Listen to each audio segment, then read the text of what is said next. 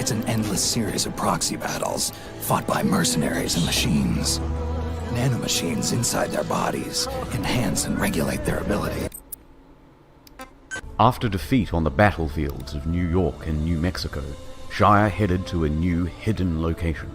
No more chanting or interaction. This latest exhibit would just be a flag waving arrogantly in front of a camera. There were no landmarks, no scenery, no clues at all to its whereabouts. It would be impossible to find, and nothing could stop the broadcast. Checkmate. And this would allow Shire to act smug for the next 4 to 8 years. That is, unless Pol's agents could find a way to track it down. Challenge accepted. It was to be the greatest game of Capture the Flag ever. Pol began organizing. They set about gathering all the information they could on the local environment, trying to match up cloud, wind patterns, and ambient noise. Because it was a live stream, they could match the time of sunset to quickly discern that the flag was somewhere in the Eastern time zone.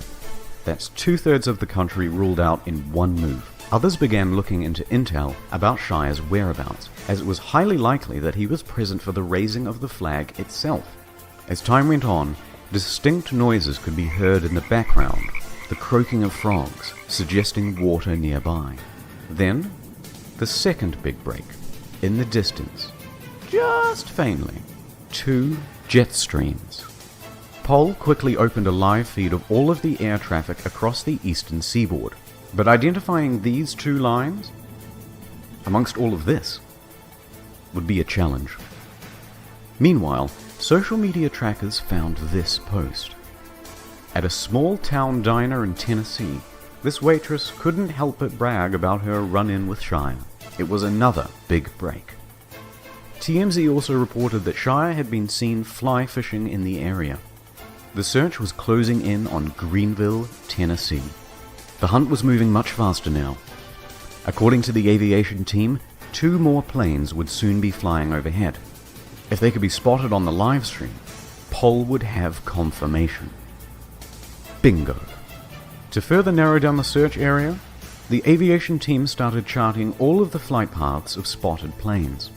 But they still needed more information, and as day turned to night, they got it. Pol's astronomy division used the constellations to narrow down the angle and rough position of the camera. With this, the flight paths, and some advanced trigonometry, the candidate area had been reduced way down. Further confirmation from weather satellites backed up the claim as an agent was dispatched to the scene. As he drew close, he started honking the horn, while viewers of the live stream gave feedback as it got louder. A few minutes later, target sighted. But he couldn't just head in during broad daylight and risk Shire's wrath. Instead, he had to wait for the cloak of night. In the meanwhile, Pol got to work devising an infiltration strategy. A few hours later, the flag came down, and a MAGA hat and shirt went up.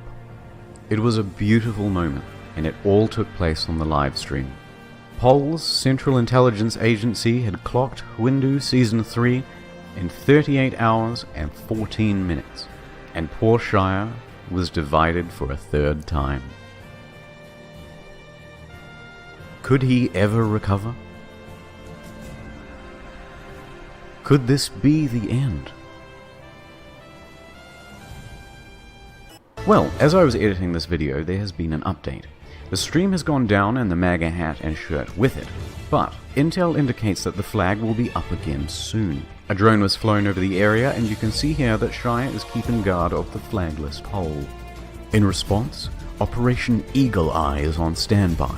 The drone carries a sophisticated device. You can see here a MAGA hat, Confederate flag, and bucket.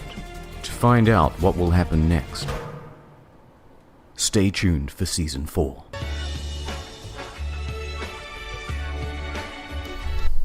Shia LaBeouf.